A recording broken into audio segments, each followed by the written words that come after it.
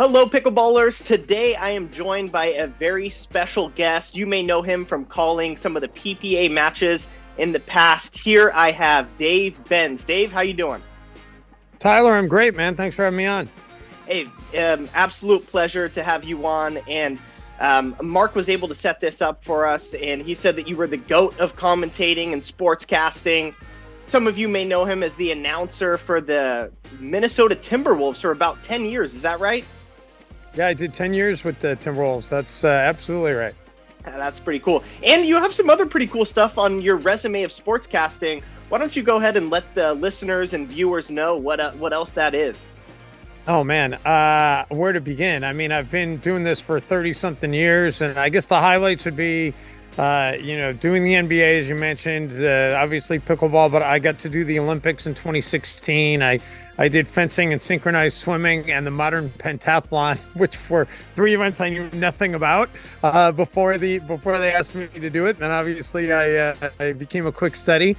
But and I've done pre and post game shows for every major sport. I was in San Francisco. I was the 49ers guy. Basically, did pre and post game shows alongside Dwight Clark, covering the Niners for a while. I did the San Francisco Giants. One of the highlights of my career was getting to do the pre and post game shows for the Giants in 2010 when they won their first World Series since moving to the West Coast, and that was just euphoric to be a part of that. I've covered Super Bowls, All-Star games, the major races. I mean, you name it. The US Open Golf. You name the event in the sport, and I probably at some point have covered it. And I will also say, it's not the same scale, clearly, and there's still a lot of growth, but it's been really awesome to be a part of pickleball. I got to be the voice for the US Open in 2016 that I think really kind of launched pickleball to where it is today. Yeah. That tournament. And out of the 7 US Opens that have been held, I've been the television voice for 4 of them. The ones that I missed were either because of NBA conflicts or what have you. But for the most part, I've gotten to be the voice of the US Open, and that's kind of, I've seen pickleball grow from being what is pickleball to everybody knowing what pickleball is and playing it, and there being a couple of pro tours, and this year there's going to be a ballpark series, and there's all this great stuff going on. So I've had a chance to really be associated with some really cool things, and I'm grateful for every opportunity I've had. So I wanted to talk a little more about pickleball and your journey through pickleball. So talk us through the beginning, how you got involved to pickleball, and then what you're doing now in pickleball. Yeah, well, as I mentioned, it was 2016. I got a call from a buddy of mine. The call may have even come in late in 2015. I don't remember exactly when it came, but a friend of mine called me, and he runs a production company. He's based in Florida, and I worked with him when I lived and worked in Miami back in the day, and we're still very good friends. I actually talked with him just this morning. We're actually talking about possibly getting involved with another pickleball event. But he called me in like either late 2015 or early 2016 and said, "Hey, would you have any interest in doing pickleball? I've signed a deal to produce the broadcast for the US Open." And I'm like, "What is pickleball?" and I had no idea what it was. But I was like, "Yeah, sure. All right, whatever. I'll give it a shot. I'll come do it."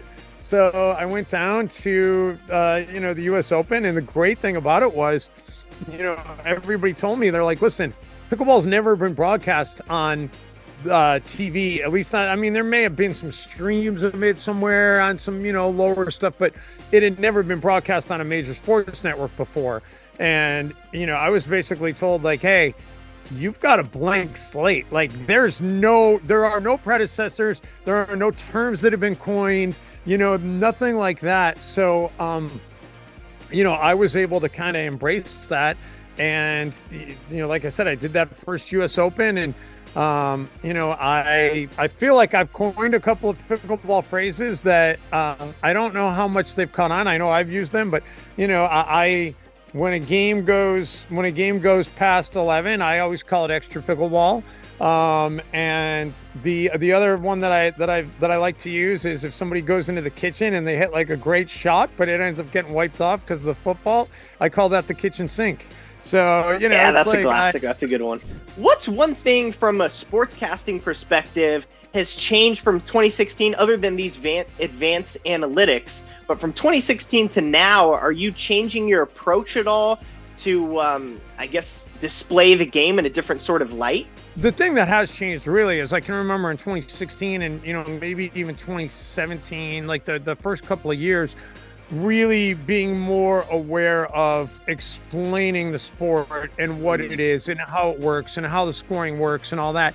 And I feel like, you know, I didn't do any of that in the US Open this past April, because at this point people know pickleball and they know pretty much how it works and what the scoring is. And so you don't really need to talk about all that, but that was something that we really had to emphasize in the early days. So I like that we've evolved from that now, and that's not something that we need to really linger on. But other than that, I think the approach is pretty much the same. The game has evolved. There's no question the game has evolved. Certainly. You know, those early tournaments with the US Open, there was a lot more dinking. And listen, the dink is always going to have a place in the sport. There's no question. But I mean, the game, the pace of the game and the power of the game and the firefights, it is all intensified and ramped up from what it used to be. This year, one of the main storylines was that not that there was a lack of star power, but the PPA players, the contracted players, weren't able to play in the US Open this year. Did that kind of diminish the event at all from your perspective, or was it still a massive success? I would still say the event was a massive success. There's no question. Were those players missed? Would the fans and the organizers and the other players, would they have liked to have had Ben Johns and Annalie Waters and Tyson McGuffin and Anna Bright and all those players playing in the U.S. Open? No doubt. Absolutely.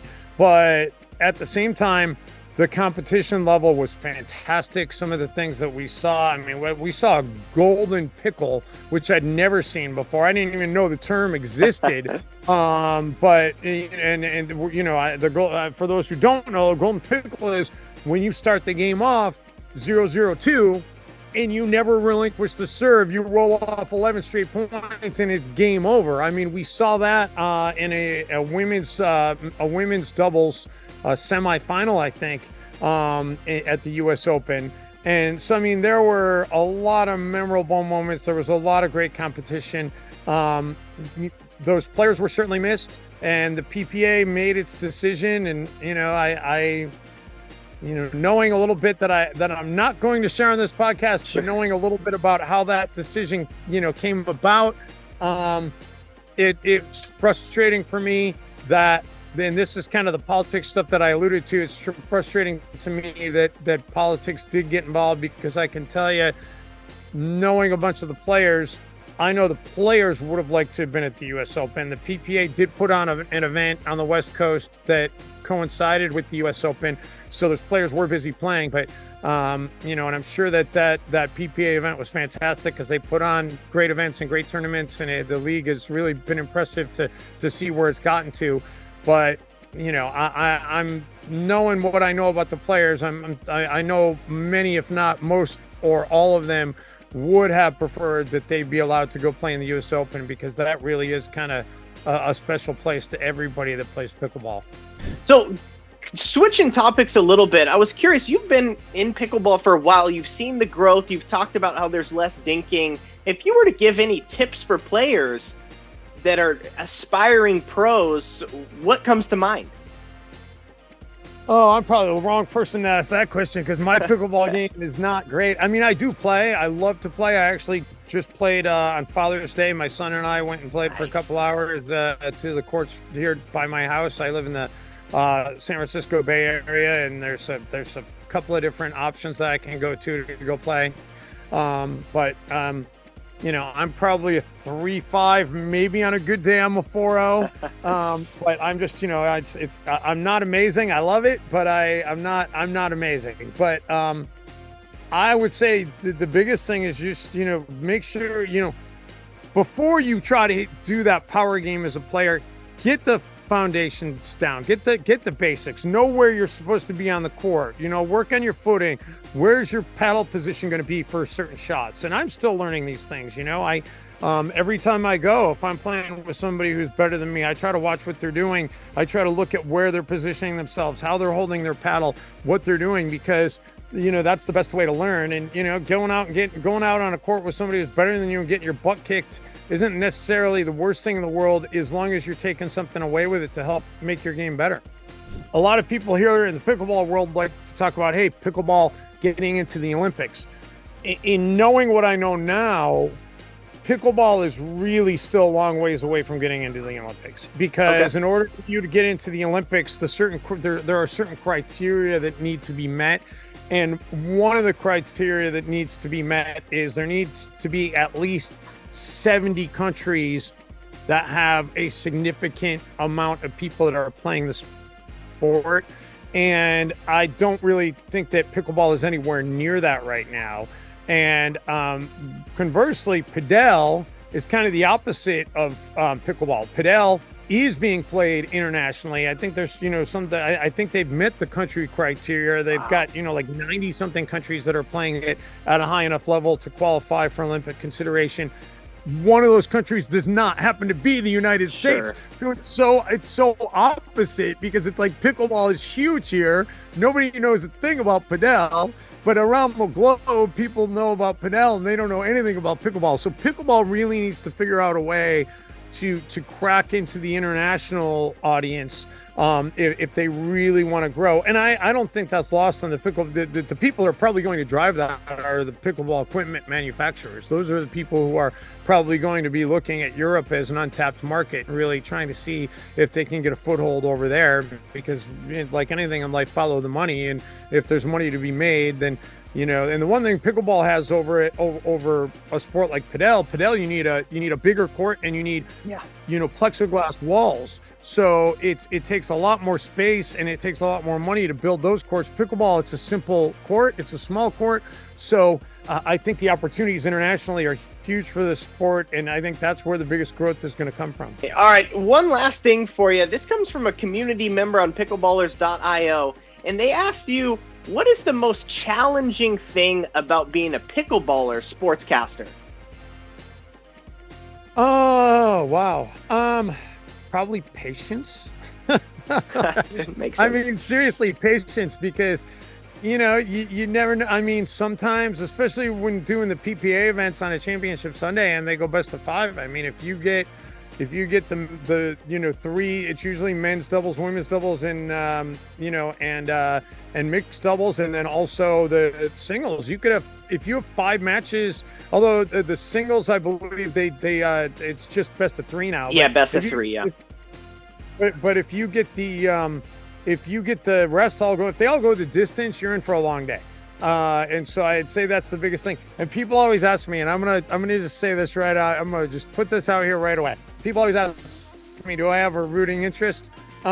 My rooting interest is whoever wins the first set, then that's who I'm rooting for. Okay, whoever wins the first set, that's it. I'm rooting for you, because as a broadcaster, don't get me wrong, and I'm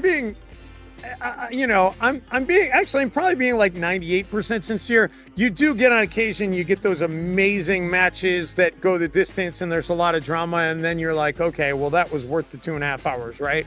But but sometimes it's like, I've been here all day and I am ready to go home, because it's fun. But when you're sitting in a chair calling it for hours on end, the people at home, they can get up and go get a snack and come back. And like, I'm still sitting there, still going. And, sometimes you literally have like a 4-minute break to go hit the bathroom. So it's, well, that's the other thing too. So patience, and also being able to have proximity to the bathroom. So when you do have your 4-minute break, you can get there quickly and get back. All right, well, hey, that's a pretty good answer. Look, I could talk to you for days about pickleball and sports in general, but I'll let you go here. And where can everyone find you that wants to follow you on different social media? I'm on the best as I'm on Twitter, just at Dave Benz. And my Instagram, which I don't post nearly enough on, it's at Dave Benz _PXP. So but I'm on there so infrequently. Twitter is the best place to find me for sure. So if I'm, especially if I'm doing something at an event, I'll put something up on Twitter. So just at Dave Benz, that's the best place to find me. Great. All right. Well, we'll certainly follow you there. And thanks again for coming on Pickleballers Podcast. Dave Benz, everyone.